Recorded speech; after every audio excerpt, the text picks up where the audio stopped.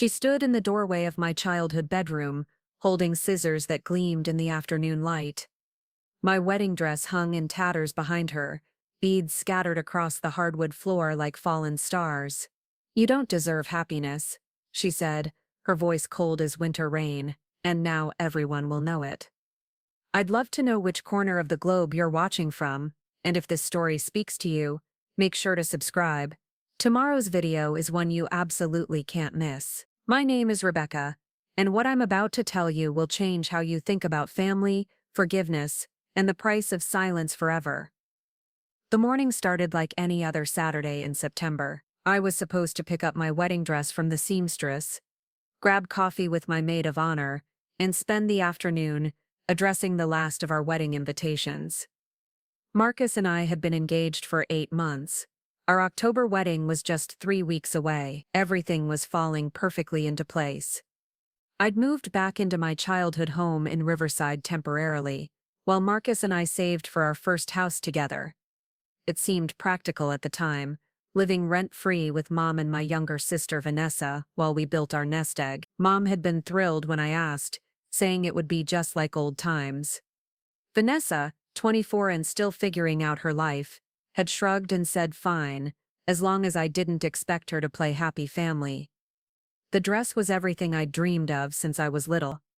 Ivory silk with delicate lace sleeves, a cathedral train that flowed like water, and tiny pearl buttons that ran from the neckline to the small of my back. I'd saved for 2 years to afford it, working double shifts at the marketing firm where I'd just been promoted to senior account manager. It wasn't the most expensive dress in the boutique, but it was mine, and it was perfect.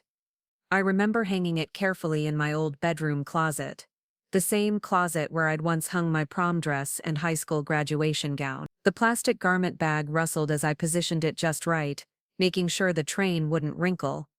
Mom had peeked in while I was arranging it, her eyes soft with the kind of maternal pride that makes you feel like you're still someone's little girl. "It's beautiful, honey," she whispered, touching the bag gently. "Your father would have been so proud to walk you down the aisle in this." Dad had passed away 3 years earlier, a sudden heart attack that left all of us reeling. Mom had been the rock that held our family together through the grief, but I could see how the loss had changed her. She'd become more protective, more anxious about the people she loved. Sometimes I caught her staring at nothing, lost in memories that belonged to a life that felt increasingly distant. Vanessa had taken Dad's death differently. Where Mom and I had grown closer in our shared grief, Vanessa had pulled away. She'd dropped out of college 6 months before graduation, moved back home and spent her days drifting between part-time jobs and social media scrolling. She'd always been the artistic one, the free spirit who danced to her own rhythm. But after Dad died, that rhythm seemed to have stopped altogether. I tried to include her in wedding planning, thinking it might help her feel connected to something positive. I asked her to be my maid of honor, but she'd declined, saying she didn't want the responsibility. I invited her to come dress shopping with me, but she'd had other plans. When I showed her photos of the venue, she'd barely glanced up from her phone. "Not everyone needs a fairy tale wedding, Rebecca," she'd said. "Some of us are happy just existing." I should have recognized the warning signs then. The way she'd roll her eyes when Marcus came over for dinner, the snide comments about how we were playing house and rushing into things, the way she'd suddenly disappear whenever conversation turned to wedding plans, leaving Mom and me to discuss centerpieces and seating charts alone. But I was wrapped up in my own happiness, blind to the storm brewing in my sister's heart. Marcus was everything I'd ever wanted in a partner. Kind, stable, funny, and completely devoted to building a life together. He worked as a software engineer for a tech startup downtown, and his steady, logical approach to problems perfectly balanced my more emotional, intuitive nature. We'd met at a coffee shop near my office, where he'd been struggling with his laptop and I'd offered to help. 3 years later, he'd proposed in that same coffee shop, getting down on one knee right where we'd first spoken. The engagement had been a whirlwind of joy and plan. Marcus's family had welcomed me with open arms, and his mother, Patricia, had become like a second mom to me. She'd offered to help with anything we needed, from flowers to catering to venue. His sister Emma had immediately started planning my bachelorette party, and his younger brother Jake had volunteered to be an usher. It was the kind of warm, inclusive family dynamic I'd always craved. Growing up, our house had often felt tense, with Vanessa and me constantly competing for attention, and Dad working long hours to provide for us all. But the Thornton family was different. They laughed together, supported each other's dreams, and treated conflict as something to be resolved rather than endured. Mom seemed to love Marcus almost as much as I did. She'd light up when he came over for dinner, asking about his work and his family with genuine interest. She'd even started calling him son before we were officially married, something that made my heart swell every time I heard it. Only Vanessa remained distant, politely answering his questions, but never really engaging. When he'd try to include her in conversations about his work or hobbies, she'd give short, non-committal responses. When he'd bring her small gifts, her favorite chocolates, a book he thought she'd enjoy, a plant for her room, she'd thank him, but I could tell she thought he was trying too hard.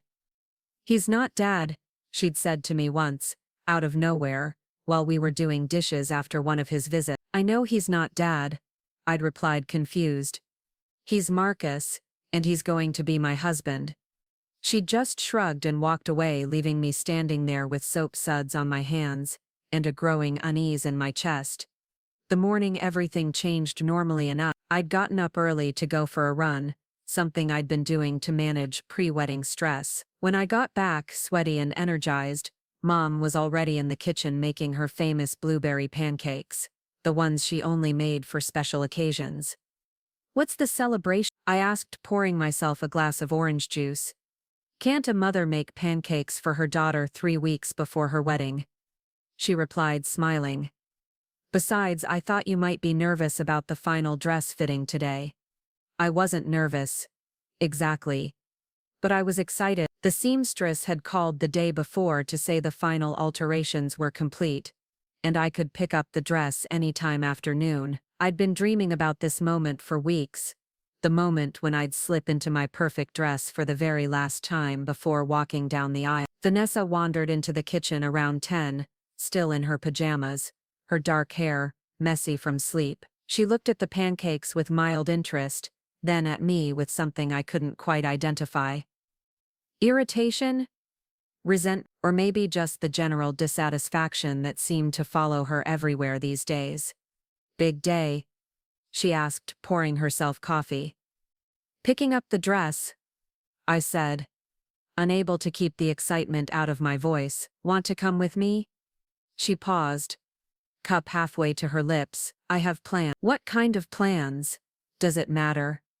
Mom intervened before I could respond. "Vanessa, honey, this is your sister's wedding. Don't you want to be part of these moments?" "I'll be part of the wedding," Vanessa said. After breakfast, I showered and got dressed, choosing a simple sundress that would be easy to slip on and off during the fitting. I spent longer than usual on my hair and makeup, wanting to look my best for what felt like a dress rehearsal for the real thing. Marcus called while I was getting ready, his voice warm and familiar through the phone. "How's my beautiful bride-to-be?" he asked. "Excited," I said, sitting on my bed and looking at the garment bag hanging in my closet. "I can't wait for you to see me in the dress." "I can't wait to see you. Period," he said. 3 weeks feels like forever. We talked for a few more minutes about final details. The caterer needed a final head count. The florist wanted to confirm the centerpiece design, and his best man had questions about the bachelor party. Normal, happy couple conversations about building a life together. After we hung up, I sat for a moment in the quiet of my childhood bedroom, surrounded by the artifacts of my past. My old ballet trophies still lined the dresser, and my college diploma hung next to my high school graduation photo. It felt symbolic, somehow, this transition from girl to woman, happening in the same space where I'd grown up. I grabbed my purse and headed downstairs, calling out to Mom that I was leaving. She was in the garden, tending to her roses, and waved me off with dirt-stained gloves and a huge smile. "Tell Mrs. Henderson I said hello," she called, referring to the seamstress who'd been altering wedding dresses in our town for over 30 years. The fitting went perfectly. Mrs. Henderson, a tiny woman with gentle hands and an eye for detail, fussed over every seam and button, making sure everything was absolutely perfect. When I looked at myself in the three-way mirror, I almost started crying. The dress transformed me into the bride I'd always dreamed of being. Elegant, radiant, ready for the most important day of my life. Your young man is going to forget how to breathe when he sees you in this, Mrs. Henderson said, her eyes twinkling with the satisfaction of a job well done. I carefully changed back into my sundress, and Mrs. Henderson packed the dress in its protective bag with the reverence of someone handling a precious artifact. She reminded me about keeping it hung properly, about the special hangers she'd included, about bringing it to the venue in a climate-controlled car. This dress has been through a lot of hands, she said as she walked me to the door, but it's yours now. Take care of it, and it'll take care of you on your special day. A lot of love and effort went into bringing this story to life. If you're enjoying it, we'd be so grateful if you'd subscribe to our channel. Now, back to where we left off. I drove home with the dress laid carefully across my back seat, driving more slowly than usual, and avoiding any bumps in the road. The afternoon sun was warm, and I had the windows down, feeling like I was floating on air. Everything was coming together beautifully. When I got home, Mom's car was gone from the driveway. I remembered she'd mentioned something about running errands, maybe stopping by the grocery store to pick up ingredients for dinner. Vanessa's car was still there, so I knew she was home. I carried the dress upstairs carefully, holding it like it was made of spun glass. My bedroom door was slightly ajar, which was unusual. I always kept it closed. But I didn't think much of it as I pushed it open and stepped inside. That's when I saw her. Vanessa was standing in the middle of my room, a pair of sharp fabric scissors in her right hand. My wedding dress was no longer hanging in the closet. Instead, it was spread across my bed, the beautiful ivory silk slashed and torn in jagged lines. The delicate lace sleeves were completely separated from the bodice. The pearl buttons were scattered across the floor like tiny pieces of broken promises. She looked up at me with eyes that held no remorse, no shock, no recognition of what she'd done, just cold, calculated satisfaction. "You don't deserve happiness," she said, her voice steady and clear, "and now everyone will know it." I stood frozen in the doorway, the protective garment bag still in my hands, my mind trying to process what I was seeing. This wasn't real. This couldn't be real. My sister, the person I'd grown up with, who'd shared a bathroom with me for 18 years, who'd helped me through my worst breakups and celebrated my biggest achievements, couldn't have done this. But the evidence was spread across my bed like the aftermath of a tornado. Months of saving, weeks of fittings, years of dreams, all destroyed in what must have been minutes of methodical destruction. "Vanessa," I whispered, my voice barely audible, "what did you do?" She tilted her head, studying me like I was a specimen in a science experiment. "I did what someone should have done months ago. I saved you from making the biggest mistake of your life. This is my wedding dress," I said, stating the obvious, because my brain couldn't form more complex thoughts. "My wedding is in 3 weeks. "No," she said, setting the scissors down on my dresser with deliberate care. "It's not, because you're not getting married, not to him. Not to anyone. You don't get to just skip off into some perfect little life while the rest of us are stuck here dealing with reality." The protective bag slipped from my hands and hit the floor with a soft thud. I took a step into the room, my legs feeling like they might give out at any moment. "You're sick," I said, my voice stronger now, anger starting to cut through the shock. "You need help." She laughed, but it wasn't a sound of amusement. It was sharp and bitter, like broken glass grinding together. "I need help. You're the one who's been living in a fantasy world, Rebecca. Playing dress up, planning some ridiculous fairy tale wedding, while Mom works herself to death trying to keep this family together. You think you can just waltz out of here and leave us all behind." "That's not what I'm doing," I said, but even as the words left my mouth, I wondered if there was some truth to what she was saying. Had I been so focused on my own happiness that I'd missed how much my family was struggling? She stepped closer, and I could see something wild in her eyes, something that had been building for months or maybe years. "You move back in here, take up space, eat Mom's food, use her utilities, all while planning your escape, and for what? So you can play house with some guy who doesn't even really know you. Marcus loves me, I said, the words feeling inadequate in the face of such destruction. Marcus loves the version of you that you show him, she replied. The perfect girlfriend, the devoted daughter, the woman who has everything figured out. But what happens when he sees the real you, the you that comes from this family, with all our dysfunction and problems and baggage? I wanted to argue to defend myself and my relationship, but I was still staring at the ruins of my dress. The train, which had been so carefully hemmed to the perfect length, was now in 3 separate pieces. The bodice, which had been tailored to fit my body exactly, was gaping open where the seams had been cut. How long? I asked, my voice hollow. How long have you been planning this? She shrugged, as if destroying someone's wedding dress was no more significant than choosing what to have for breakfast. Since you brought it home, she said. Since you hung it in that closet like some kind of shrine to your perfect little life. Do you know how disgusting it is to watch you prance around here talking about flowers and centerpieces and honeymoon plans, while the rest of us are just trying to survive?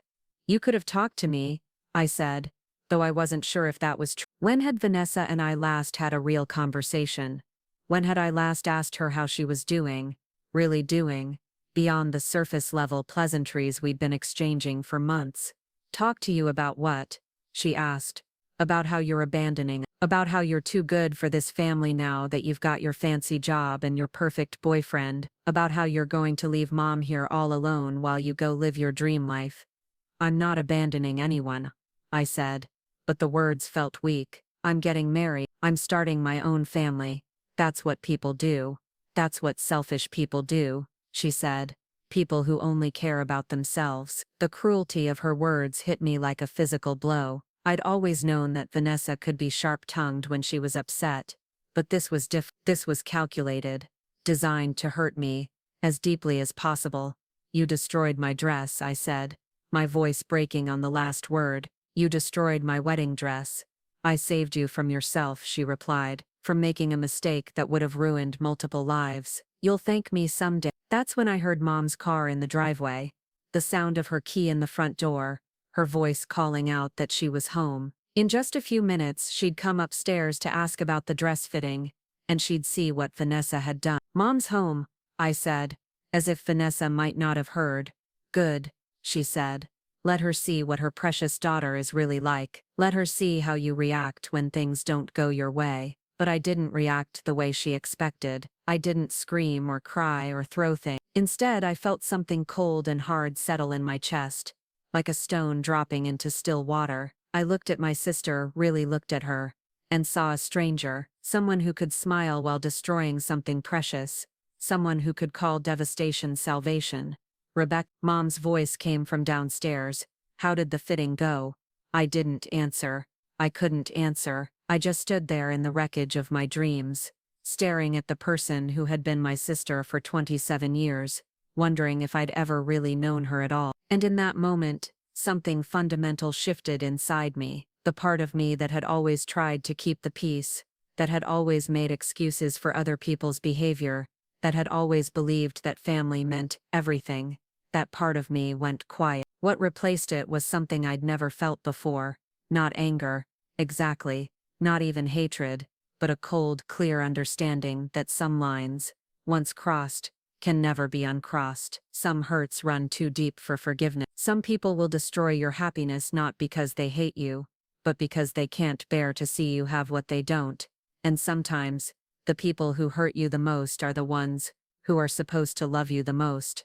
Mom's footsteps were on the stairs now, getting close. In a few seconds, she'd walk into this room and see what her younger daughter had done to her older daughter's wedding dress. She'd see the evidence of a cruelty so complete, so deliberate, that it would change our family forever. I looked at Vanessa one more time, memorizing her face in this moment, the satisfaction in her eyes, the slight smile playing at the corners of her mouth, the complete absence of remorse or regret. You don't deserve happiness, she'd said. But as I stood there in the ruins of my wedding dress, I realized something that would change everything. I didn't need her permission to be happy. I didn't need her approval or her love or her understanding. I just needed to get away from her, and I was going to do exactly that. Mom's scream when she saw the dress still echoes in my memory. It was the sound of a mother watching her daughter's dreams, being murdered in real time. She stood in the doorway for what felt like hours, her grocery bags forgotten at her feet, canned goods rolling across the hardwood floor. "Vanessa," she whispered, her voice barely audible, "what have you done?" But I didn't stay to hear Vanessa's explanation. I didn't wait for the tears, the apologies, or the inevitable blame shifting that would follow. While Mom was still processing the devastation, while Vanessa was preparing her justifications, I walked past both of them, grabbed my car keys from the dresser and left. I drove for 3 hours without knowing where I was going. Through suburban neighborhoods where other people lived normal lives behind white picket fences, past strip malls and coffee shops where couples sat holding hands, probably planning their own futures together, along highways that stretched toward horizons I'd never explored, carrying me away from everything I thought I knew about family and love and trust. Eventually I found myself parked outside a 24-hour diner on the outskirts of town, the kind of place where truckers and insomniacs come to hide from the world. I sat in my car for another hour watching strangers come and go, envying their simplicity. They had problems I couldn't see, struggles I couldn't imagine, but none of them had just watched their sister destroy their wedding dress with surgical precision. My phone had been buzzing constantly, text after text, call after call, Mom's name flashing on the screen, then Marcus's, then Mom's again. I turned it off. For the first time in my adult life, I didn't want to talk to anyone, didn't want to explain or comfort or reassure. I just wanted to sit in silence and figure out what came next. When I finally went inside the diner, the fluorescent lights felt harsh after hours of dim car interior. The waitress, a woman in her 50s with kind eyes and tired feet, poured me coffee without being asked, and set a menu in front of me, like she understood that sometimes people need basic human kindness more than conversation. I ordered pie, apple, the kind Mom used to make before everything got complicated, and tried to think. In 3 weeks, I was supposed to walk down the aisle of St. Michael's Church. Marcus would be waiting at the altar in his navy suit, probably fighting back tears the way he did whenever he got emotional. His family would be in the front row, beaming with joy. My coworkers would be scattered throughout the pews, cameras ready to capture the moment, and I would be wearing. What exactly? The thought hit me like cold water. This wasn't just about a dress. This was about a wedding that was supposed to happen in 21 days. Invitations had been sent, vendors had been paid, flowers had been ordered. Marcus's aunt was flying in from Portland. My college roommate had already booked her hotel room. The church was reserved. The reception hall was decorated. The band had been rehearsing our first dance song, but beyond the logistics, there was something bigger crumbling. The naive faith I'd had in family loyalty, in the belief that blood ties meant something sacred and unbreakable. Vanessa hadn't just destroyed my dress, she'd destroyed the illusion that the people closest to you would never intentionally hurt you. I stayed at the diner until dawn, nursing coffee and watching the world wake up around me. Delivery trucks rumbled past the windows, early commuters stopped for breakfast and caffeine, the night shift workers headed home to beds and dreams. I couldn't fathom. As the sun rose, painting the sky in shades of pink and gold, I made a decision. I wasn't going home, not today, maybe not ever. I was going to find a hotel, take a shower, and figure out how to move forward from this moment, without pretending that what Vanessa had done was forgivable or fixable. The Riverside Inn was a modest place downtown, the kind of hotel that catered to business travelers and people in transition. I paid for a week, though I wasn't sure I'd need that long. The room was clean and anonymous, with beige walls and generic artwork that said nothing about anything. It was perfect. I finally turned my phone back on around 10 in the morning. 43 missed calls, 67 text messages. The voicemails ranged from Mom's tearful pleas for me to come home so we could work this out, to Marcus's increasingly frantic questions about where I was and whether I was safe. I called Marcus first, because he deserved to know I was alive. "Rebecca, thank God," he said, and I could hear the relief flooding through his voice. "Your mom called me last night," she said. "She said something happened with your dress." Such a careful way to phrase it. Something happened. Like it was an accident, a natural disaster, an act of God rather than a deliberate act of sabotage by my own sister. "Vanessa destroyed it," I said, my voice steadier than I expected. She cut it to pieces with scissors while I was at the fitting. Silence on the other end. Then, quietly, Jesus Christ, why would she do that? I don't know, I said, though that wasn't entirely true. I was beginning to understand exactly why she'd done it, and that understanding was almost worse than the act itself. Where are you? I'll come get you. I'm at a hotel. I need some time to think. A hotel. Rebecca, you don't need to run away from this. We can fix it. We can get another dress. Or postpone the wedding if we need to. This doesn't have to ruin everything. His optimism, his immediate jump to solutions, his assumption that love could overcome anything. It was one of the things I adored about Marcus. But in that moment, it felt naive. This wasn't a problem that could be solved with a credit card and determination. This was about something much deeper and more complicated. I know, I said. I just need a few days to process this. Can I see you? I don't need to stay. I just want to make sure you're okay. I wasn't okay, and wouldn't be for a long time, but I agreed to meet him for lunch. Partly because I missed him, and partly because I needed to see if our relationship could survive this earthquake that had just shattered my family foundation. We met at a small cafe near the hotel, the kind of place where they served soup in bread bowls, and played acoustic music at a volume that actually allowed conversation. Marcus had dark circles under his eyes, and his usually perfect hair was disheveled, like he'd been running his hands through it all night. He stood when he saw me, and for a moment, I thought he might try to hug me, but something in my posture must have warned him off, because he settled for taking my hands instead. I'm so sorry this happened to you, he said, and I could see that he meant it completely. I can't imagine how you must be feeling. I sat down across from him, studying his face. This man who wanted to marry me, who'd proposed in a coffee shop and meant every word of his vows, who came from a family where sisters supported each other and parents protected their children's happiness. How could I explain that my sister had looked me in the eye and told me I didn't deserve happiness? How could I make him understand that some wounds don't heal, some betrayals can't be forgiven? What did your mother say happened? I asked. Marcus shifted uncomfortably. She said Vanessa was having some kind of breakdown, that she's been struggling since your father died, and that she lashed out without thinking. She said Vanessa is devastated about what she did.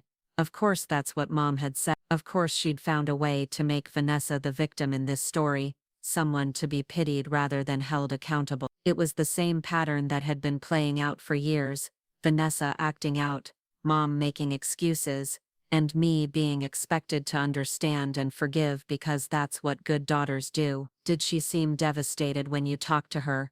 I asked. Marcus looked confused. I didn't talk to Vanessa. Your mom called me.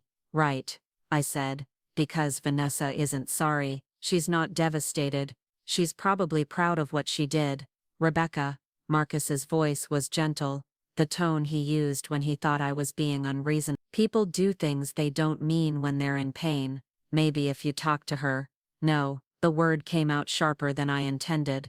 I'm not talking to her. I'm not going back to that house, and I'm not pretending this was some kind of accident, or cry for help. Marcus sat back in his chair, clearly trying to process this version of me he'd never seen before. The Rebecca he knew was a peacemaker, someone who smoothed over conflicts and gave people the benefit of the doubt. But that Rebecca had died yesterday afternoon, murdered along with the wedding dress. What does this mean for us? He asked quietly. For the wedding.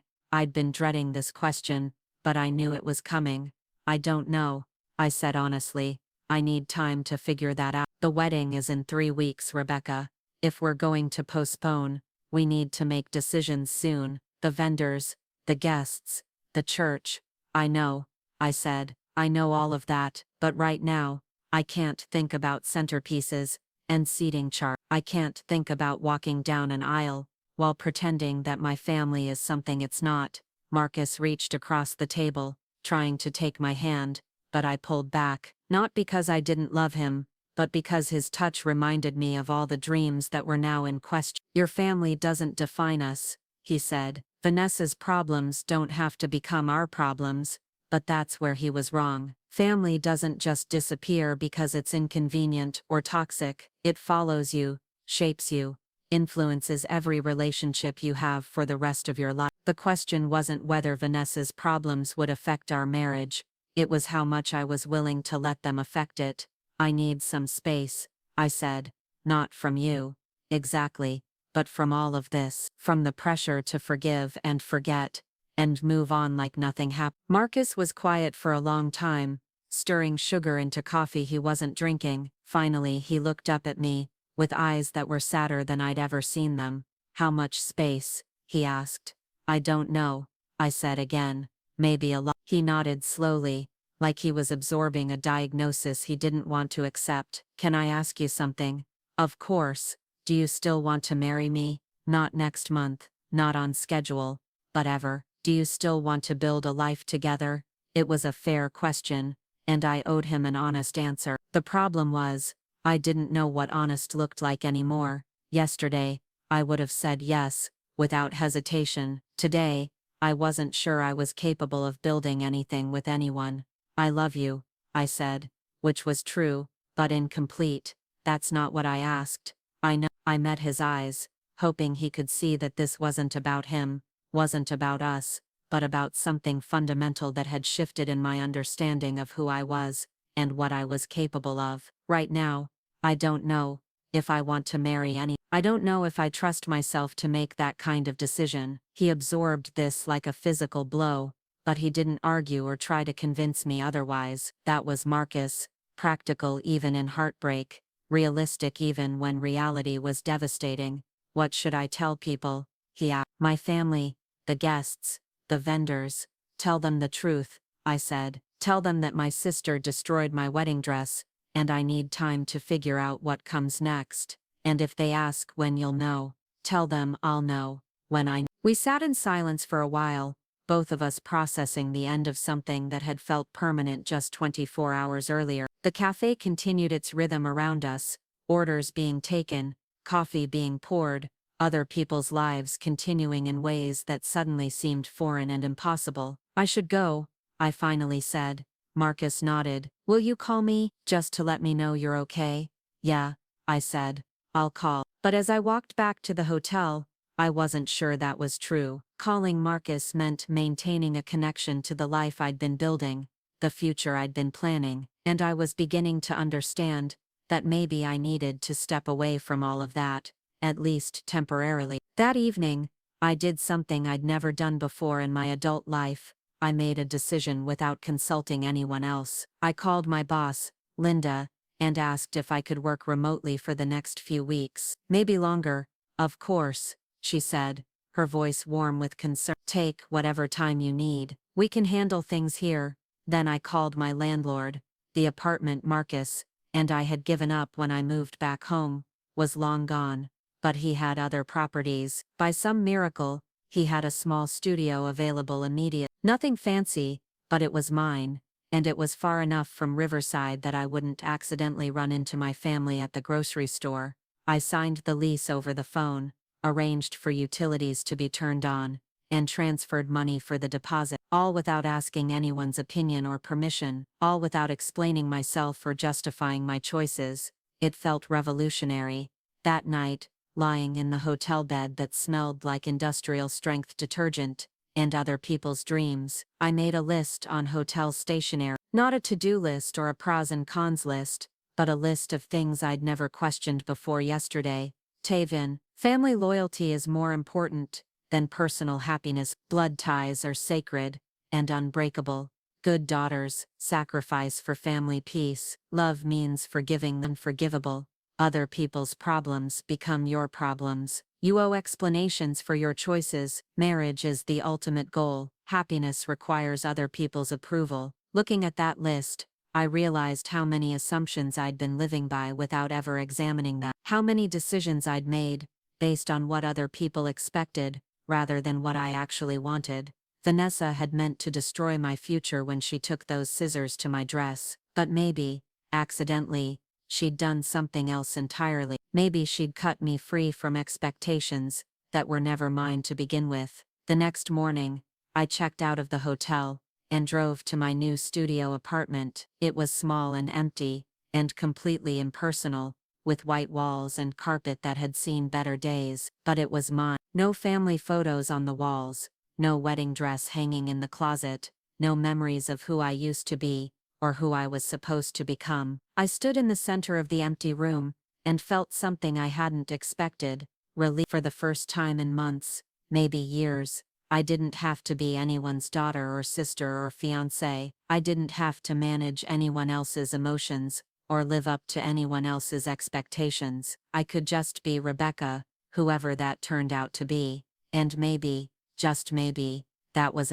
the first month in my studio apartment passed in a strange kind of suspended animation. I worked from my laptop at a folding table I'd bought from a discount furniture store, ate takeout from containers while sitting on a lawn chair, and slept on an air mattress that squeaked every time I moved. To anyone looking from the outside, it probably seemed like I was having some kind of breakdown, but inside, something entirely different was happening. For the first time in my adult life, every decision I made was purely my own. When to wake up, what to eat, how to spend my evenings, none of it required negotiation or explanation. I discovered that I actually liked getting up before dawn to watch the sunrise from my single window. I learned that I preferred silence to background television. I found out that I was perfectly capable of entertaining myself with books and podcasts, and long walks through neighborhoods where no one knew my name. More importantly, I started paying attention to opportunities I'd been ignoring for years. During my second week of remote work,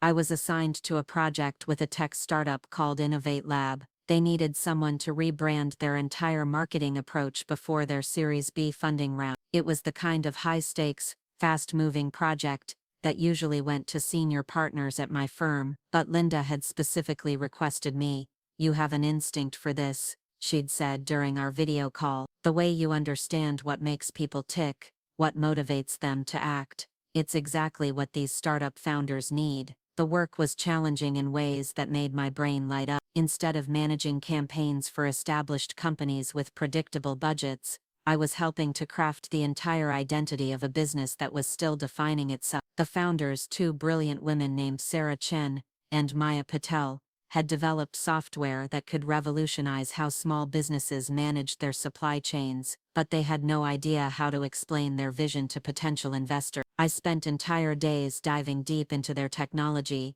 understanding not just what it did, but why it mattered. I interviewed their beta customers, analyzed their competitors, and mapped out messaging strategies that could turn complex technical concepts into compelling investment opportunities. The work consumed me in the best possible way. I'd find myself working until midnight not because I had to, but because I was genuinely excited about solving the puzzle they'd presented. I'd wake up with new ideas, and spend my morning coffee breaks sketching out campaign concepts that felt innovative and authentic. 3 weeks into the project, Sarah called me directly instead of going through Linda. "Rebecca," she said, "I need to ask you something, and I want you to be completely honest with me." "Of course," I said, though I was nervous about what was coming. "Are you happy at your current firm?" The question caught me off guard. Was I happy? I'd never really thought about my job in those terms before. It was stable, well-paying work that utilized my skills, but happy? "It's a good job," I said carefully. "That's not what I asked." Sarah laughed. "Look, Maya and I have been talking. The work you've done for us in 3 weeks is better than what our previous agency delivered in 6 months. You understand our vision better than we do sometimes, and we're about to close our Series B funding, which means we'll have real money to build a real marketing team." I sat up straighter in my lawn chair, my laptop balanced precariously on my knees. "What are you saying?" "I'm saying we want to offer you a position, head of marketing, equity package, full benefits, and a salary that's probably double what you're making now. You'd be employee number 12, which means you'd have real influence over how this company grows." I was quiet for so long that Sarah started to worry the call had dropped. "Rebecca, you still there?" "I'm here," I said. I wasn't expecting this. We know it's a big decision, and we know leaving an established firm for a startup is risky, but we've seen what you can do when you're really engaged with the work. And honestly, we think you're wasting your talent where you are." After we hung up, I sat staring at my laptop screen for a long time. 6 months ago, this conversation would have sent me into a spiral of anxiety. I would have called Mom, asked Marcus what he thought. Maybe even consulted with Vanessa about whether I was making a smart career move. I would have made lists of pros and cons, sought validation from everyone around me, and probably ended up staying exactly where I was because change felt too risky. But that version of myself no longer existed. Instead, I found myself thinking about the work itself, how energized I felt when I was solving Innovate Lab's challenges, how much I respected Sarah and Maya's vision, how tired I'd grown of managing campaigns for companies that sold products I didn't believe in to audiences I didn't understand. I called Sarah back the next morning and accepted her offer. The conversation with Linda was more difficult than I'd expected. She was genuinely disappointed to lose me, but she also seemed to understand something I was just beginning to recognize about myself. "You've been different these past few weeks," she said during our final video call. "More confident, more decisive. Whatever you've been going through personally, it's changed how you approach your work."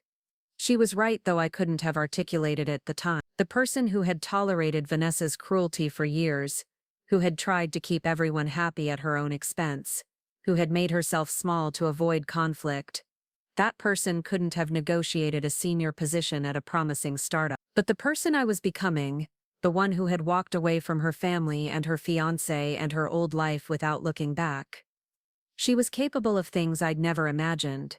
My first day at Innovate Lab was unlike any job I'd ever had. Instead of a sterile office building with cubicles and conference rooms, they worked out of a converted warehouse in the Arts District. The space was all exposed brick and huge windows, with standing desks and collaboration areas that felt more like a creative studio than a traditional work. Sarah and Maya introduced me to the team as their secret weapon, the person who was going to help them tell their story to the world. For the first time in my professional life, I felt like I was exactly where I belonged.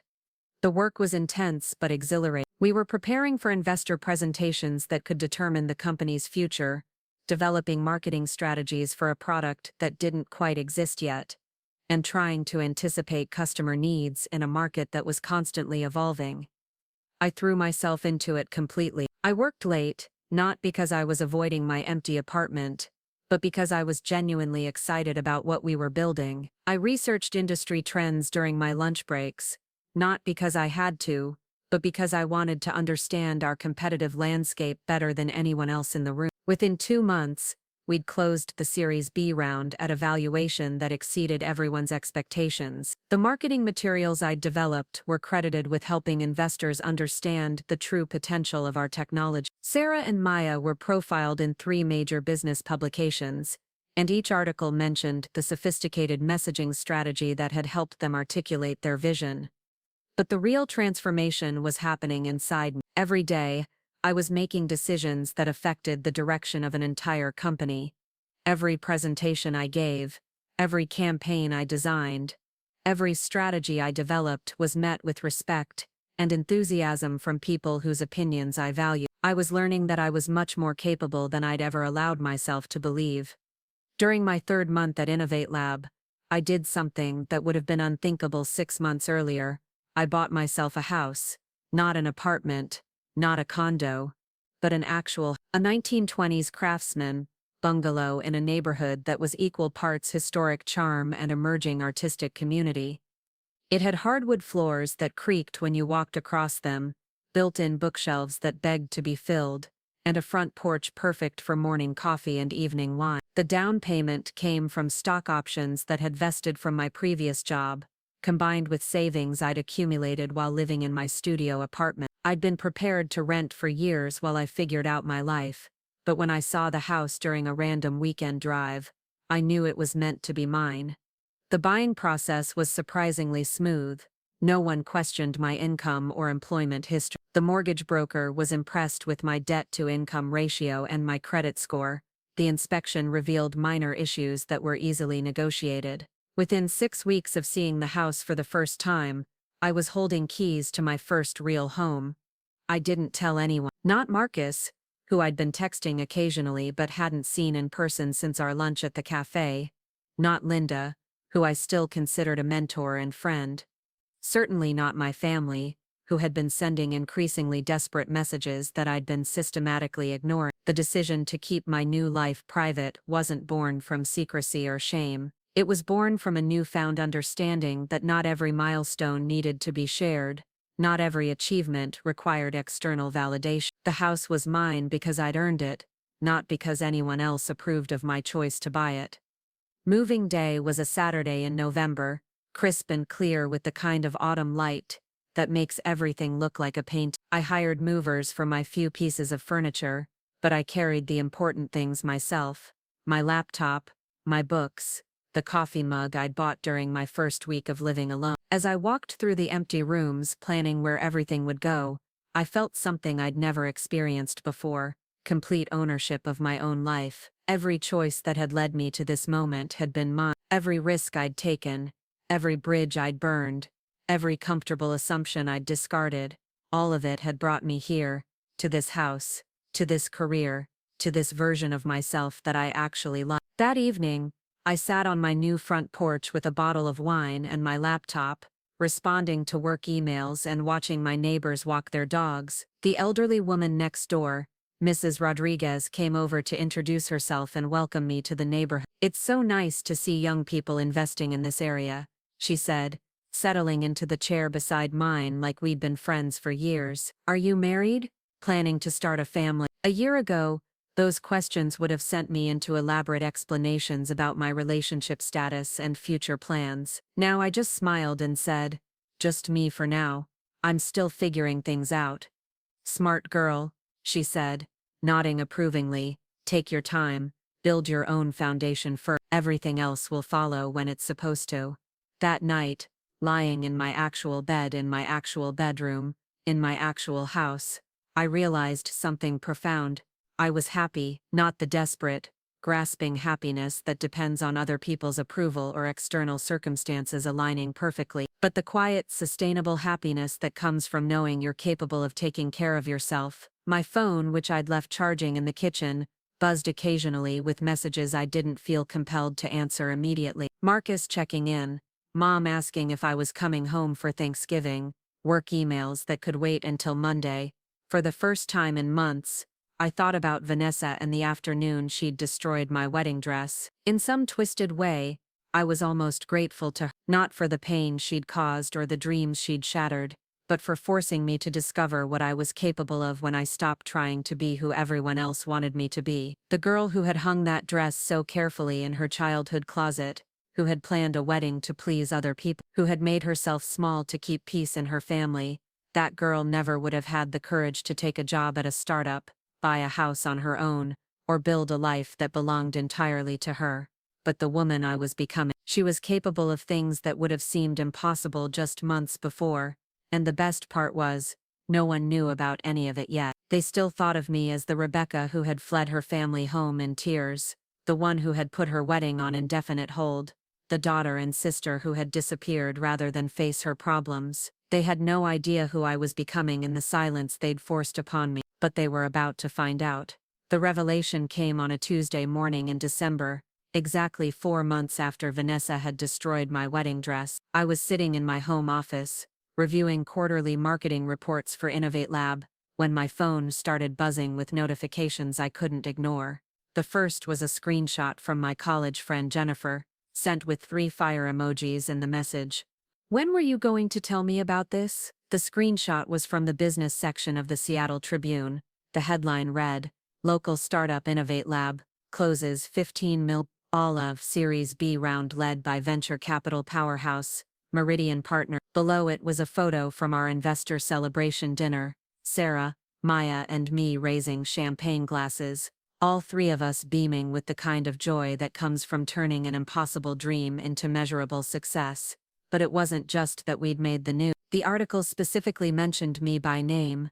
The company credits much of their fundraising success to their head of marketing, Rebecca Morrison, whose strategic messaging helped investors understand the true market potential of their supply chain optimization platform. My phone started ringing immediately, unknown numbers, probably reporters wanting follow-up quotes. Then LinkedIn notifications started flooding in, connection requests from venture capitalists, headhunters, other startup founders who wanted to discuss potential opportunity. My professional email was filled up with interview requests and speaking invitations. I'd been carefully maintaining my privacy for months, but apparently, success has a way of making you visible whether you want it or not. The second wave of notifications came an hour later, and these were from people I actually knew. Marcus was the first to call, his voice a mixture of confusion and something that might have been pride. "Rebecca, I just saw the Tribune article, head of marketing at Innovate Lab." When did that happen? I'd been dreading this conversation, but now that it was happening, I felt strangely calm. 3 months ago, I said simply. 3 months? He was quiet for a moment, processing. You've been working at a startup for 3 months, and you didn't tell me. We haven't exactly been in regular communication, I pointed out, but this is huge, Rebecca. This is the kind of career opportunity you used to dream about. Why wouldn't you share something like this? Because sharing would have meant explaining, and explaining would have meant justifying my choices to people who had already proven they didn't understand or support them. Because the old Rebecca had shared everything, and where had that gotten her? I needed to do this on my own. Do what on your own? Figure out who I am when I'm not trying to be who everyone else wants me to be.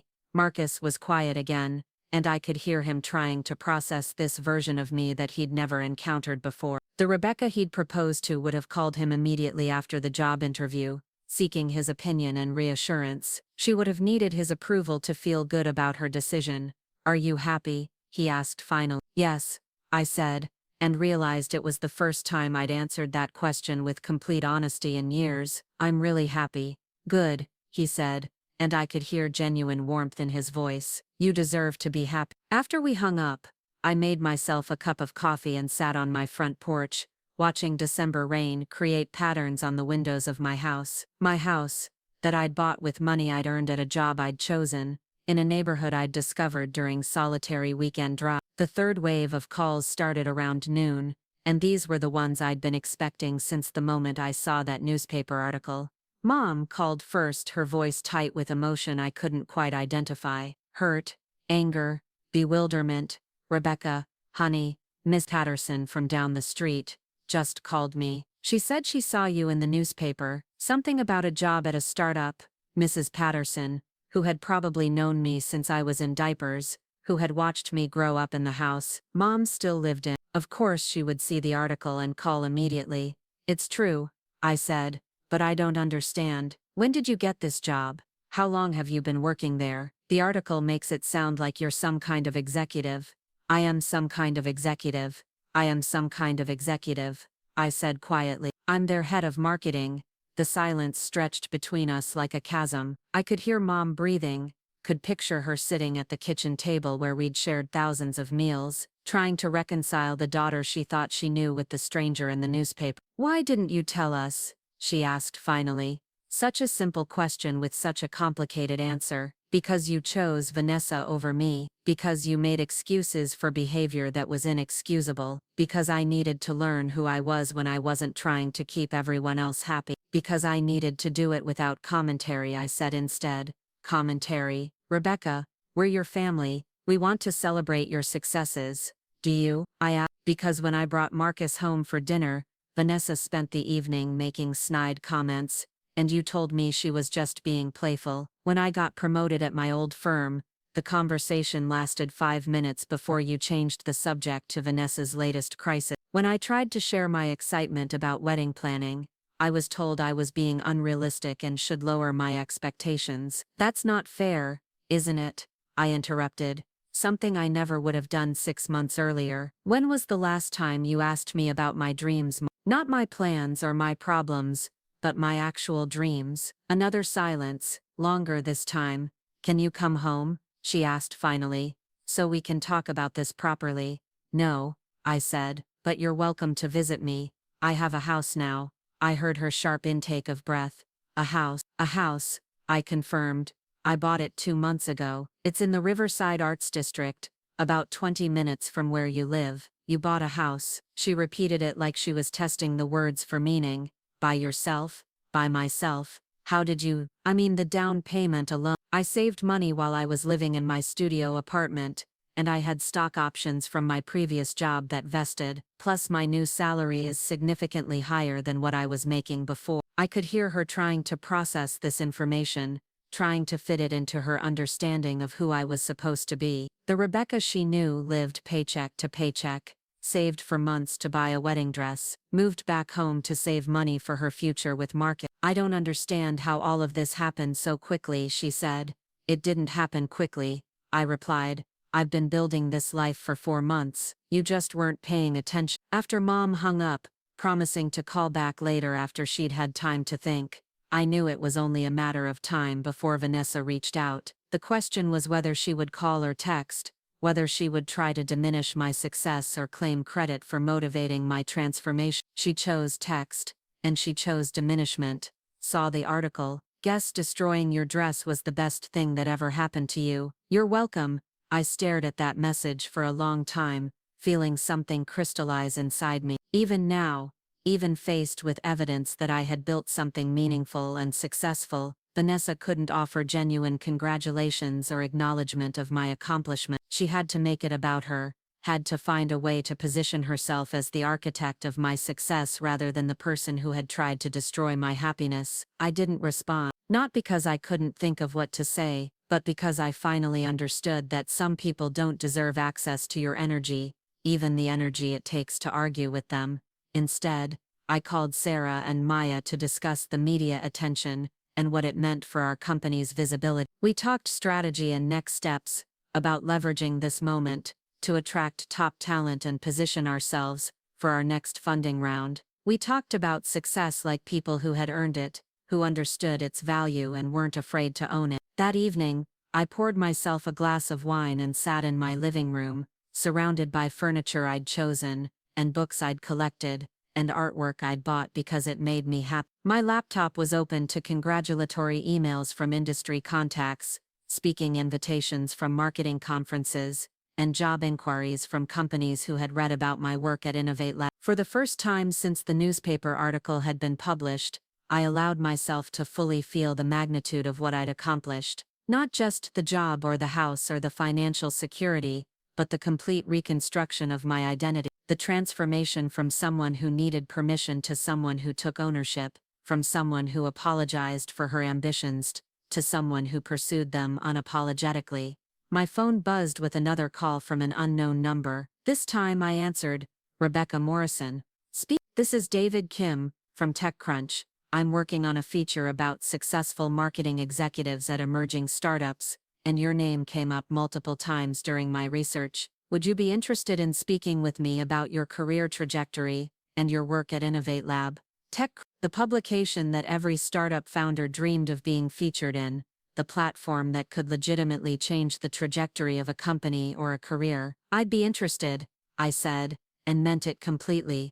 We scheduled the interview for the following week. After I hung up, I realized that the old Rebecca would have immediately called someone to share this news, to seek validation and reassurance that she deserved this kind of attention. She would have needed other people's excitement to feel confident about her own success. But I didn't need that anymore. I was excited enough for myself. The next morning brought more surprises. A delivery truck pulled up to my house and a driver emerged with an enormous floral arrangement, the kind of display that belonged in hotel lobbies or corporate events. The card read, "Congratulations on your incredible success. We always knew you had it in you.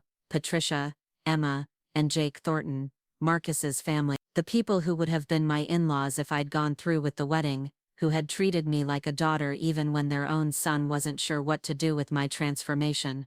I called Patricia, immediately. Rebecca. Her voice was warm and genuine, filled with the kind of maternal pride that my own mother had struggled to express. "We saw the article this morning. Jake spotted it first. You know how he follows all the tech news for his own startup ideas.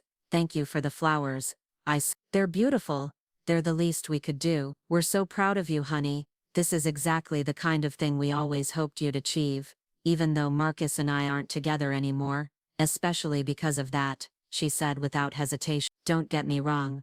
We love Marcus and we would have loved having you as a daughter-in-law, but watching you build this life for yourself, seeing you succeed on your own terms, That's something to celebrate regardless of your relationship status. After we hung up, I found myself crying for the first time since I'd seen my destroyed wedding dress. Not tears of sadness or loss, but tears of recognition. This was what family support was supposed to feel like. This was what it meant to have people in your life who celebrated your success without needing to understand or control it. The irony wasn't lost on me. The family I'd been born into had dismissed my achievements and made excuses for cruelty, while the family I'd chosen through love had continued to support me even after that love had changed form. That afternoon, I made a decision that would have seemed impossible 4 months earlier. I was going to host a housewarming party, not for my biological family, who still didn't know my address, but for the people who had supported my transformation, who had believed in my potential even when I'd been too scared to believe in it myself. Sarah and Maya, obvious, Patricia, and the Thornton family, who had earned their place in my life through years of genuine care. Linda, my former boss who had taken a chance on an unknown quantity and helped me discover my own capabilities. Jennifer and my other college friends who had cheered me on from a distance. Miss Rodriguez and my other neighbors who had welcomed me to their community without asking for my entire life story. I was going to fill my house with people who understood that success was something to be celebrated, not diminished. People who wouldn't ask me to justify my choices or apologize for my ambitions. As I started planning the guest list, my phone rang one more time. The caller ID showed a number I didn't recognize, but something made me answer. Rebecca Morrison. This is Amanda Foster from Meridian Partners. We're the lead investor in Innovate Labs Series B round. Meridian Partners, one of the most prestigious venture capital firms on the West Coast, known for backing companies that went on to become household names. I hope I'm not calling at a bad time, Amanda continued, but I wanted to reach out personally to tell you how impressed we were with the marketing strategy you developed for Sarah and Maya. The way you positioned their technology, the messaging framework you created, it was a masterclass in startup communications. Thank you, I managed, though I was still processing the fact that a partner at Meridian Partners was calling me directly. The reason I'm calling is that we're putting together an advisory board for portfolio companies who need marketing expertise, and we'd love to have you join us. It would be a consulting role, working with our portfolio companies on strategic communications, brand development, and fundraising materials. The compensation would be significant, and the networking opportunities would be incredible. I sat down heavily on my couch, staring out at the street where I'd chosen to build my new life. I'm very interested, I said. Excellent. Can we set up a meeting for next week to discuss the details? After she hung up, I sat in the silence of my house, processing the magnitude of what had just happened. 6 months ago I'd been a middle-level marketing manager living in my childhood bedroom, planning a wedding that was supposed to define my work. Today I was being recruited by one of the most powerful venture capital firms in the industry, and somewhere across town my family was just beginning to understand that the quiet daughter they'd underestimated had become someone they no longer recognized. But the most satisfying part wasn't their recognition or their shock, or even their inevitable attempts to reconnect. The most satisfying part was that I no longer needed any of it. I had built something that belonged entirely to me, and no one could take it away, not even with scissors. The shift in how my family treated me didn't happen gradually. It was like a switch had been flipped the moment that newspaper article went public. Suddenly, the daughter they'd barely spoken to in 4 months was interesting again. The sister who had overreacted to having her wedding dress destroyed was now someone worth pursuing. It started with Mom showing up at my workplace unannounced. I was in the middle of a strategy session with Sarah and Maya when our receptionist, Kelly, knocked on the conference room door with an apologetic expression. Rebecca, there's a woman here who says she's your mother. She doesn't have an appointment, but she seems pretty insistent about seeing you. Sarah and Maya exchanged glances. They knew I'd been estranged from my family, though I'd never gone into specifics about why. Should we reschedule? Maya asked quietly. No, I said, standing up and smoothing my skirt. Give me 5 minutes. This won't take long. I found Mom in our lobby, looking out of place among the exposed brick walls and modern art installations. She was dressed in her good coat, the one she wore to church and important doctor appointments, and she was clutching her purse like it might try to escape. Hi Mom, I said calmly. She turned and I saw something in her face I'd never seen before when she looked at me, uncertain. For my entire life, Mom had been confident in her role as my mother, secure in her authority and her understanding of who I was, but standing in this lobby, surrounded by evidence of a life she knew nothing about, she looked lost. "Rebecca," she said, her voice softer than usual, "this place is impressive, thank you. What are you doing here? I wanted to see where you work, to understand this new job of yours." She paused, glancing around at the awards on the walls, the employees walking past in their casual but expensive clothes, the general atmosphere of success and innovation. "It's very different from your old office." It is, I agreed, not offering any additional information. Could we talk somewhere private? I led her to a small conference room, closing the door behind us. Through the glass walls, I could see my colleagues discreetly observing this interaction, probably wondering how this anxious-looking woman in her department store coat could be related to the confident marketing executive they knew. "I've been thinking about our last conversation," Mom began, settling into a chair across from me. "About what you said, about us not asking about your dreams." I waited, not making this easier for her. "You were right," she continued. "I realize now that I haven't been as supportive as I should have been. And I want to change that." "Change it how?" "I want to be involved in your life again. I want to understand what you're building here, what makes you happy. I want to be the mother you deserve." It was exactly what the old Rebecca would have wanted to hear. An acknowledgement of past mistakes, a promise to do better, an invitation back into the family fold. But the new Rebecca had learned to listen for what wasn't being said. "What about Vanessa?" I asked. Mom's composure flickered slightly. "What about her? Has she apologized for destroying my wedding dress?" "Rebecca, that was months ago. Vanessa has been going through such a difficult time. That's not what I asked." Mom was quiet for a moment, clearly struggling with how to navigate this conversation. The old me would have let her off the hook, would have accepted her deflection and moved on to safer topics. "She regrets what happened," Mom said finally. "That's still not what I asked." Another pause. "No, she hasn't apologized directly, but she knows she made a mistake." "A mistake," I repeated the word slowly. "Mom, she didn't accidentally bump into my dress and tear it. She took scissors and methodically cut it to pieces, while looking me in the eye and telling me I didn't deserve happiness. That's not a mistake. That's a deliberate act of cruelty. I know it seems that way. It doesn't seem that way. It is that way." Mom looked uncomfortable, shifting in her chair. This wasn't going the way she'd planned. She'd probably expected tears and gratitude, a prodigal daughter returning to the fold. "What would it take," she asked finally, "for you to come home, for us to be a family again?" "I am home," I said simply. "And we can be family when you're ready to acknowledge what actually happened and stop making excuses for Vanessa's behavior. She's struggling, Rebecca. She's been lost since your father died. And seeing you so happy and successful, it's been hard for her. So she decided to destroy my happiness instead of working on her own. It's more complicated than that." "No," I said, standing up. "It's really not. But I can see you're not ready to have that conversation yet." I walked her back to the lobby, where she lingered by the front desk, clearly hoping I would change my mind and invite her to stay longer. "This is a beautiful place," she said again. "You must be very proud of what you've accomplished." "I am. Maybe I could take you to lunch sometime, to celebrate properly."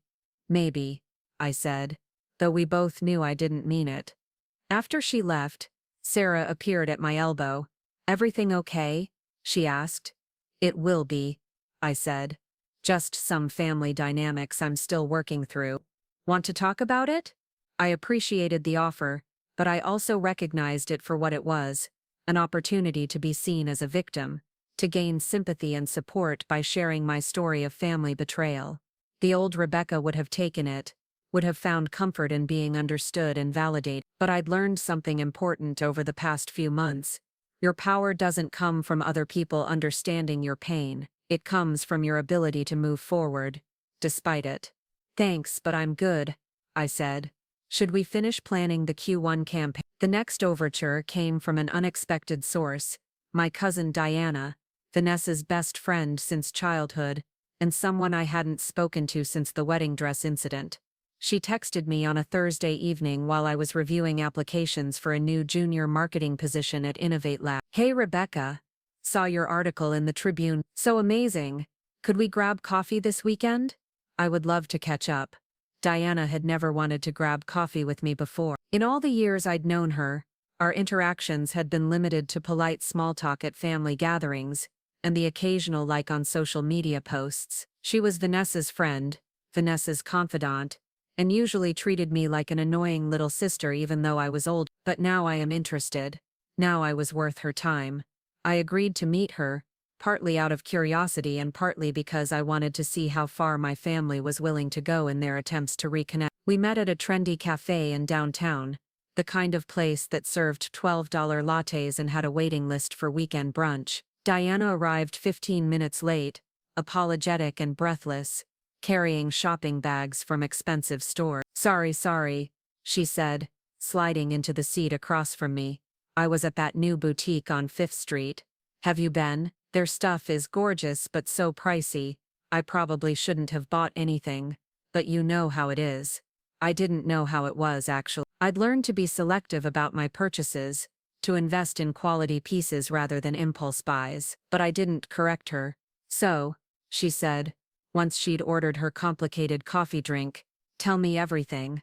When did you become this big shot marketing executive? It feels like just yesterday you were planning your wedding."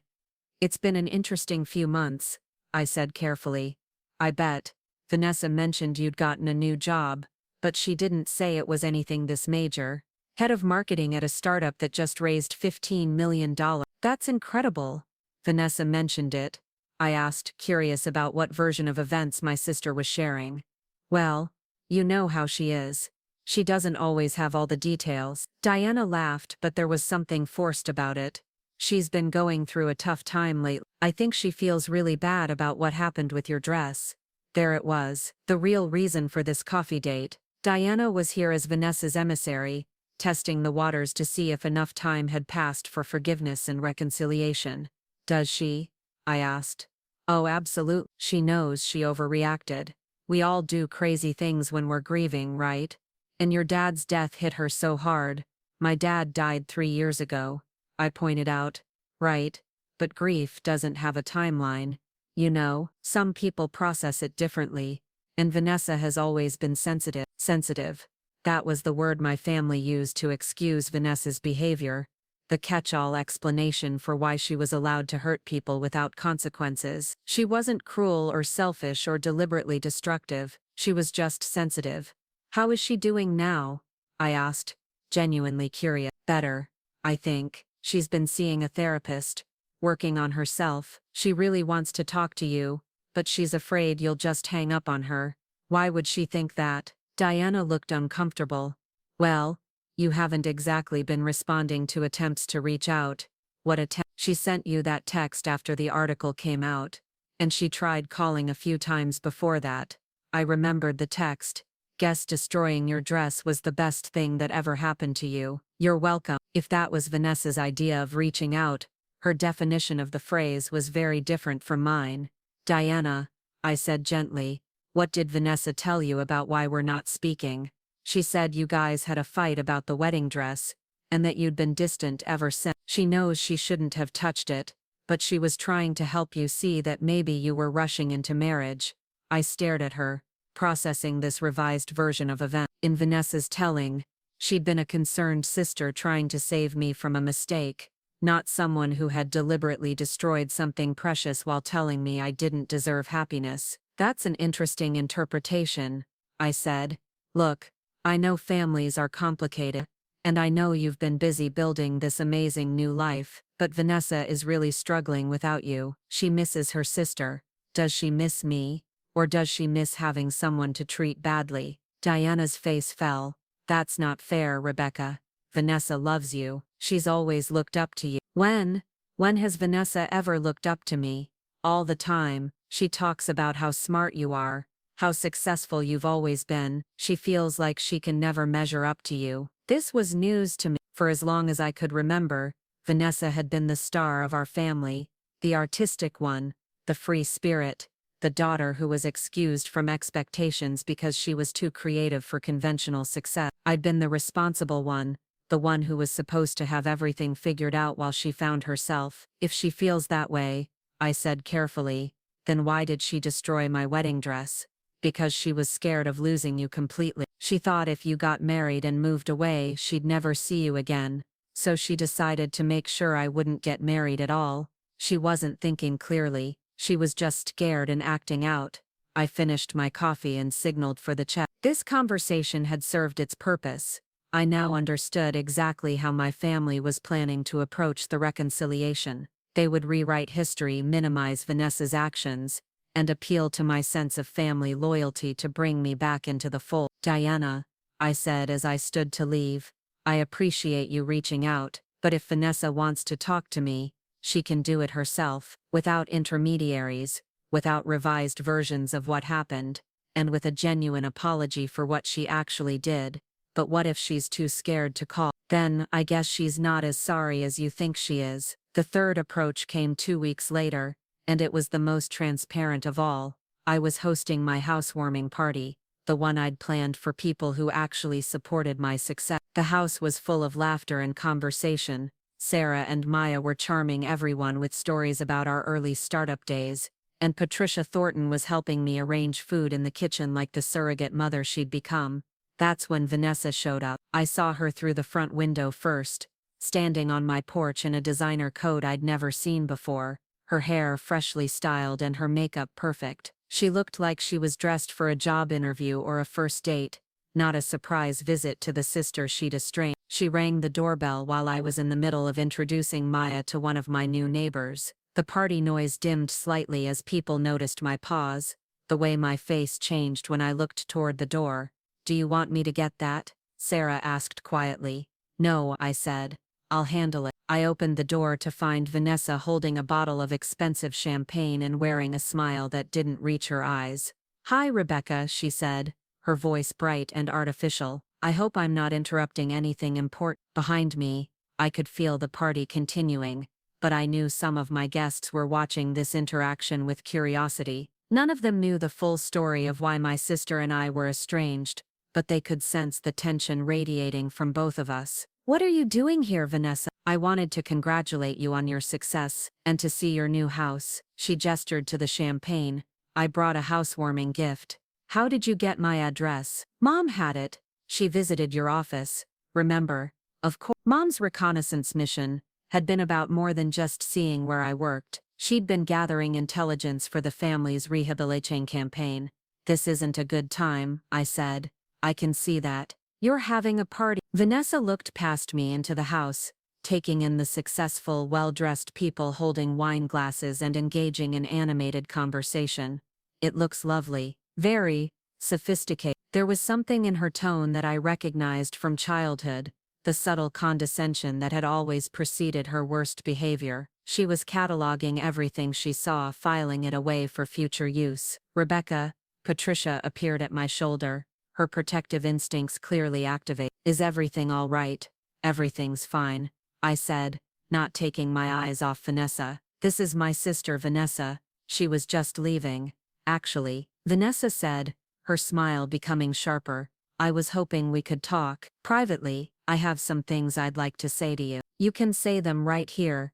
It's a personal family business. I'm sure your friends would understand if you took a few minutes." She was trying to manipulate the situation, to use the social pressure of my party guests to force me into a private conversation, where she could work on me without witnesses. It was a tactic she'd used before, but never so transparently. "Vanessa," I said calmly, "if you have something to say to me, you can say it right here, right now. Otherwise you can leave." Her composure cracked slightly. She'd expected the old Rebecca, the one who would be embarrassed by conflict in front of company, who would do anything to avoid a scene. "Fine," she said, her voice harder now. "I came here to apologize, for the dress, for everything. I know I hurt you, and I'm sorry." It sounded like she was reading from a script, hitting the required words without any genuine emotion behind them. "What exactly are you sorry for?"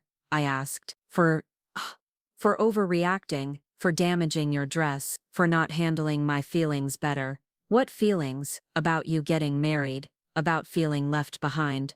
Still the same narrative, still positioning herself as the victim of circumstances, rather than the architect of cruelty. And what about telling me I didn't deserve happiness? Vanessa's jaw tightened. I didn't mean that. You looked me in the eye and said it. While you were holding scissors and standing over the remains of my wedding dress, I was upset. You were calculated. You planned it, Vanessa. You waited until Mom was gone.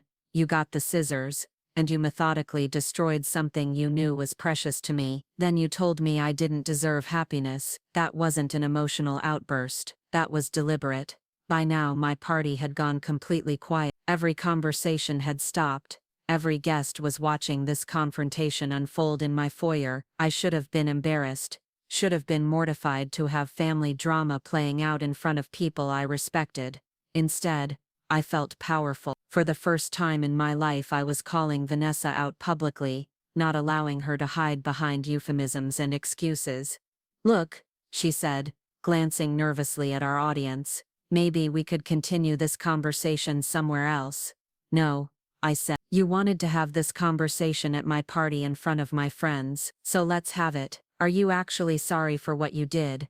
Or are you just sorry that it didn't work? What do you mean it didn't work? You destroyed my dress to stop my wedding, to hurt me, to prove that I didn't deserve happiness. But here I am, in my own house, with a career I love, and people who actually support me. Your cruelty didn't destroy me, Vanessa. It freed me. She stood there for a moment, clutching her champagne bottle, her careful facade completely crumbling. Finally, she set the bottle down on my porch railing and looked at me with an expression I'd never seen before, genuine defeat. You've changed, she said quietly. Yes, I agreed.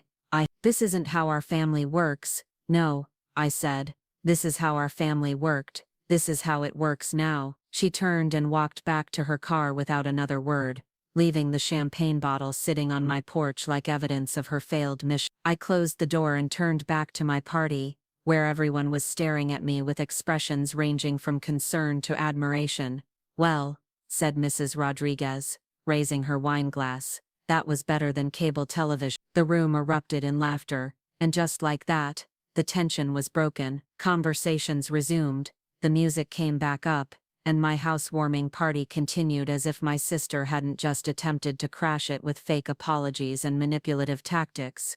But something had shifted, not just in me, but in how everyone else saw me. I'd stood my ground against family pressure in front of witnesses. I'd refused to be manipulated or guilted into reconciliation I didn't want. Later that evening, after the last guests had left and I was cleaning up wine glasses and dessert plates, Sarah lingered to help me load the dishwasher. That was your sister? She asked. That was my sister, the one who destroyed your wedding dress. The same one. Sarah was quiet for a moment, processing. She seemed not sorry. No, I agreed. She really wasn't. Are you okay? I considered the question. Was I okay? 6 months ago a confrontation like that would have left me shaking and second-guessing myself for weeks. I would have wondered if I'd been too harsh, if I should give Vanessa another chance, if family loyalty demanded forgiveness regardless of the circumstances. But standing in my kitchen in my house, surrounded by evidence of the life I'd built without them, I felt nothing but clarity. I'm perfect, I said, and meant it completely. The testing phase was over. My family had shown me exactly who they were and what they wanted from me. They wanted access to my success without accountability for their behavior. They wanted reconciliation without genuine remorse. They wanted the old Rebecca back, the one who absorbed their dysfunction and made it her responsibility to fix it. But Rebecca was gone, and she wasn't coming back. And honestly, I didn't miss her at all. The final confrontation came exactly 6 months after Vanessa destroyed my wedding dress, and it happened on my terms in my space with my rules. I planned it that way. After Vanessa's failed appearance at my housewarming party, I knew the manipulation attempts would escalate. My family wasn't used to being told no, especially not by me. They'd spent years conditioning me to absorb their dysfunction, to prioritize their comfort over my own well-being, to believe that family loyalty meant accepting unacceptable behavior. But I'd learned something powerful during my months of independence. You teach people how to treat you, and I was done teaching my family that they could treat me badly without consequences. So I sent them an invitation, not a casual text or phone call, but a formal invitation printed on heavy cardstock, the kind I'd learned to use for important business communications. It arrived at Mom's house on a Tuesday morning, addressed to the Morrison family in elegant script. You are cordially invited to attend a family meeting at the home of Rebecca Morrison, Saturday, March 15th, 2:00 p.m. Light refreshments will be served. RSVP required. Address enclosed. I knew they'd come. Curiosity would compel them. If nothing else, they'd spent months trying to figure out who I'd become, trying to find ways back into my life that didn't require them to acknowledge what they'd done wrong. An invitation to my house, in my space, would be irresistible. Mom called within hours of receiving the invitation. Rebecca, honey, what's this about? A family meeting? Exactly what it sounds like, I said, not offering additional explanation. But why so formal, and why at your house? We could just have dinner like we used to. Because this isn't a social visit, Mom. This is a business meeting. Business, the business of our family, whether we have one going forward, and if so, what it looks like. There was a long pause. You're scaring me a little, Rebecca. Good, I said gently. Maybe fear will help you listen better than love did. Saturday morning, I prepared my house like I was hosting the most important presentation of my career, because in many ways I cleared my dining room table and set it with the good china I'd bought for myself, not the wedding china that had been destroyed along with my dress, but pieces I'd chosen as a successful woman building her own tradition. I arranged fresh flowers, not because they were expected, but because they reminded me that beautiful things could exist without requiring anyone else's permission. I printed materials, financial statements showing my income growth over the past 6 months, screenshots of the job offers I'd been receiving from other companies, articles about Innovate Labs' continued success and my role in it, photos of my house,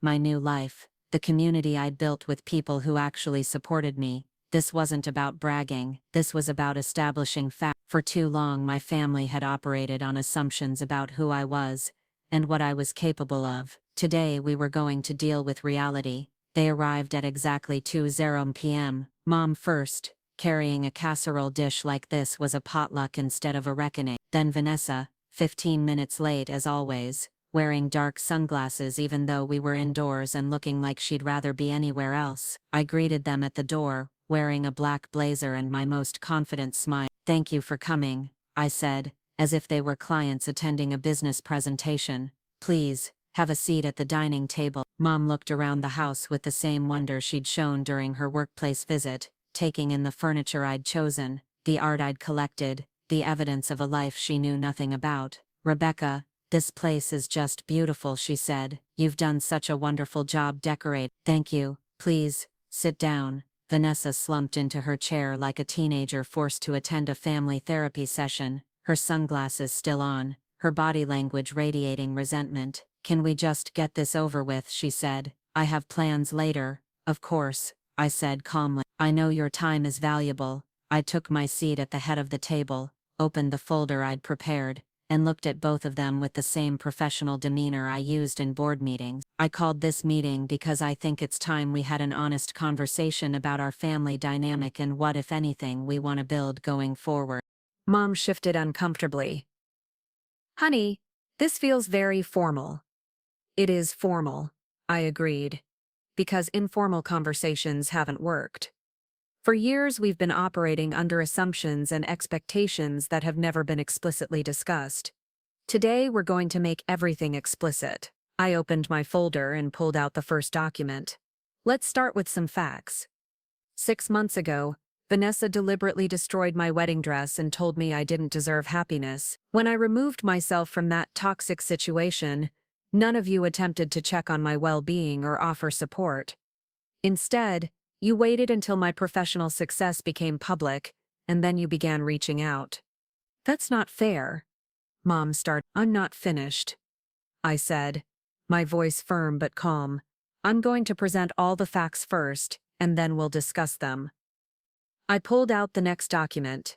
Since removing myself from this family's sphere of influence, my income has increased by. I've been recruited by multiple companies offering senior executive positions. I've been invited to speak at industry conferences. I've purchased a home. I've built a network of supportive professional relationships. I've been featured in major business publications. I set down photos of my house, printouts of my press coverage, documentation of my career growth. The correlation between my success and my distance from this family is not coincidental. Vanessa finally took off her sunglasses, glaring at me with undisguised hostility. So what? You're saying we held you back? That we're the reason you weren't successful before? I'm saying that when I stopped prioritizing your comfort over my own growth, I discovered capabilities I never knew I had. This is ridiculous, Vanessa said, standing up. I'm not sitting here listening to you blame us for your life choices. Sit down, I said quietly. Something in my tone made her pause. Not anger, not pleading, but absolute authority. The voice of someone who was used to being obeyed in professional settings, who commanded respect through competence rather than emotion. She sat down. Vanessa, I continued, for 27 years I accepted that your emotional volatility was something I had to manage. I made myself smaller to accommodate your need to be the center of attention. I excused your cruelty as sensitivity, your selfishness as artistic temperament. I absorbed your dysfunction and made it my responsibility to maintain family peace. I pulled out another document. Screenshots of text messages, records of phone calls, a timeline of incidents going back years.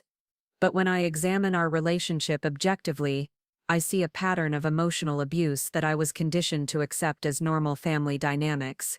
Emotional abuse. Mom's voice was sharp. Rebecca, that's a very serious accusation. It's a very serious pattern, I replied. Deliberate destruction of my personal property, verbal attacks designed to undermine my self-worth, manipulation tactics to prevent me from building relationships outside the family, sabotage of important life events. These aren't normal sibling conflicts, Mom. This is systematic emotional warfare. Vanessa's face had gone white. You're being dramatic. Am I? Let's examine the evidence objectively. I opened my laptop and pulled up a presentation I'd created, the same way I would for any important business meeting. Incident 1. My college graduation party. Vanessa announced her engagement to David, who she broke up with 2 weeks later during my celebration dinner, successfully redirecting all attention to herself. That was. Vanessa started. I'm not done. Incident 2. My promotion celebration. Vanessa had a panic attack that required me to leave my own party to take care of her. Later I found out from Diana that she'd been fine until she saw how happy I was. I clicked to the next slide. Incident 3. My engagement announcement. Vanessa spent the entire dinner making comments about how Marcus was settling, and how I was rushing into things. Those were legitimate concerns. Incident 4. Wedding dress shopping. Vanessa told the saleswoman I had unrealistic expectations, and should look at dresses in a lower price range, despite not knowing my budget. I looked directly at both of them. Should I continue? Because I have documented 17 separate incidents over the past 5 years where Vanessa deliberately undermined my happiness or achievements. The room was completely silent. Mom was staring at the documents spread across the table like evidence in a criminal trial. Vanessa was clenched so tightly her knuckles were white. Now, I continued, let's talk about enablement. I turned to Mom. For every incident I just described, you provided excuses. Vanessa was stressed. Vanessa was having a hard time. Vanessa didn't mean it that way. You prioritized her comfort over my well-being so consistently that I learned to expect it. I was trying to keep the family together, Mom said quietly. You were trying to avoid conflict. There's a difference. Keeping a family together means protecting all your children, not sacrificing one to appease the other. I pulled out the final document in my folder, which brings us to today. This is a contract. Both of them stared at the papers I'd placed in front of them. A contract. Mom asked. Terms and conditions for ongoing family relationships. Because I've learned that boundaries without consequences are just suggestions, and I'm done making suggestions. I stood up and began pacing, the way I did during important presentations. Here's what I'm offering: a relationship based on mutual respect, clear boundaries, and genuine accountability. Vanessa will apologize specifically and sincerely for destroying my wedding dress and for the pattern of emotional manipulation I've documented. She will commit to therapy to address her behavioral patterns. Both of you will respect my decisions without commentary or manipulation. And if we don't agree to your terms, Vanessa asked, her voice dripping with sarcasm, then you don't have access to me or my life. No phone calls, no visits, no expectations of inclusion in holidays or family events. You'll be strangers who happen to share my DNA. Mom looked horrified. Rebecca, you can't mean that. I absolutely mean. I've spent 6 months building a life filled with people who support my success and respect my boundaries. I don't need this family. I want it. Conditionally. But I don't need it. I sat back down and leaned forward, my voice gentler but no less firm. For my entire life, I've been taught that family means accepting unacceptable behavior, that love means absorbing other people's dysfunction, that being a good daughter means prioritizing everyone else's comfort over my own well-being. I gestured around the room, at the house I'd bought, the life I'd built, the success I'd achieved. But look what happened when I stopped believing those things. Look what I became when I started believing I deserved better. Vanessa was crying now, but not the manipulative tears I'd seen so many times before. These were the tears of someone who was finally seeing herself clearly. I didn't mean to hurt you so badly, she whispered. Yes, you did, I said gently. You meant to hurt me enough to stop my wedding. You just didn't expect me to become someone who wouldn't tolerate being hurt. I was jealous, she admitted. You had everything figured out. You were getting married to this perfect guy. You had a stable job. You seemed so happy, and I was stuck living at home, barely keeping it together, feeling like a failure. So you decided to make sure I failed too. I thought if you didn't get married, if you stayed home longer, maybe we could figure things out together. Maybe I wouldn't feel so alone. It was the most honest thing Vanessa had said to me in years, not an excuse but an explanation, not a justification, but an acknowledgement of her actual motivation. Vanessa, I said quietly, your unhappiness is not my responsibility to fix, your loneliness is not my obligation to cure, and your fear of being left behind doesn't give you the right to sabotage my progress. She nodded, still crying. I know that now. I knew it then too, but I did it anyway. I'm sorry, Rebecca. I'm genuinely, completely sorry. It was the apology I'd been waiting for, not the scripted words she'd tried at my house warming party, but genuine remorse for genuine wrongdoing. Thank you, I said. That means something. I turned to Mom. And you? Are you ready to acknowledge that protecting Vanessa's feelings at my expense wasn't actually protecting anyone? Mom was quiet for a long time, looking at the timeline of incidents I'd documented, the evidence of a pattern she'd spent years refusing to see. I failed you, she said finally. I thought I was being fair, treating you both equally, but you didn't need equal treatment. You needed protection from behavior that wasn't acceptable, and I didn't provide that. Why? I asked. Because it was easier to ask you to be understanding than to ask her to be better. You were always so resilient, so capable of handling things. Vanessa seemed so fragile. I wasn't resilient, Mom. I was conditioned. There's a difference. She nodded, tears in her eyes. I'm sorry, Rebecca. I'm sorry I failed to protect you. I'm sorry I taught you that your well-being mattered less than family peace. I'm sorry it took losing you for me to see what I'd been doing. I looked at both of them, these women who had shaped my understanding of love and family and self-worth for 27 years. They looked smaller than I remembered, more fragile, less powerful, not because they'd changed, but because I had. Here's what happens next, Vanessa. You'll get therapy, real therapy, not just a few sessions to appease me. You'll work on understanding why you felt entitled to destroy other people's happiness when you were struggling with your own. She nodded. Mom, you'll also get therapy. You'll work on understanding why you enabled destructive behavior instead of addressing it, and you'll learn how to have a relationship with me that doesn't require me to manage Vanessa's emotions. And if we do these things, Mom asked, then we try again. Slowly, carefully, with clear boundaries and regular check-ins, we build something new instead of trying to resurrect something that was broken. And if we don't, then I continue building my life with people who understand that love doesn't require self-destruction. I stood up and walked to the window, looking out at the neighborhood where I'd chosen to plant my new roots. I spent 27 years believing that family meant accepting whatever treatment I received, that love meant absorbing other people's pain, that being good meant being small. I turned back to face them, but I've learned something revolutionary. I get to decide what I accept. I get to choose what I tolerate. I get to determine what love looks like in my life. I pulled the contract toward me and signed it at the bottom. This is my promise to myself, to never again make myself small for someone else's comfort, to never again accept cruelty disguised as love, to never again believe that my worth depends on other people's approval. I slid the contract across the table. Your signature means you understand these terms and agree to respect them. No signature means you're choosing to remain strangers. Mom picked up the pen immediately and signed her name with shaking hands. Vanessa hesitated for a long moment, reading through the terms again, then signed as well. What now? Vanessa asked. Now you go home and start doing the work, I said, and I continue building the life I want, whether or not you choose to be part of it. They left together, carrying the weight of a family dynamic that had been fundamentally altered. I watched them go from my front porch, then went back inside to clean up the remnants of our confrontation.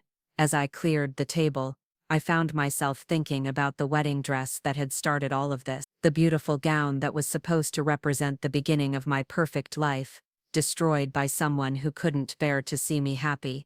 In trying to ruin my future, Vanessa had accidentally given me the greatest gift of my life, the knowledge that I didn't need anyone's permission to be happy. 6 months later, I did get married.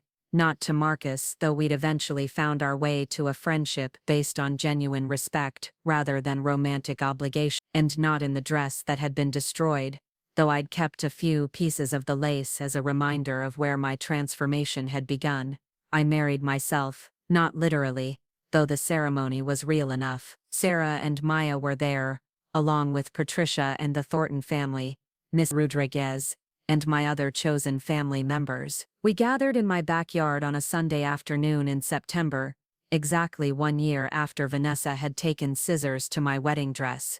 I wore a simple white sundress I'd bought that morning, nothing elaborate or expensive. The ceremony was my own creation, vows to myself about the life I intended to build, the boundaries I would maintain, the love I would accept and give. I promised to never again make myself small for someone else's comfort, I said, looking at the faces of people who had supported my transformation.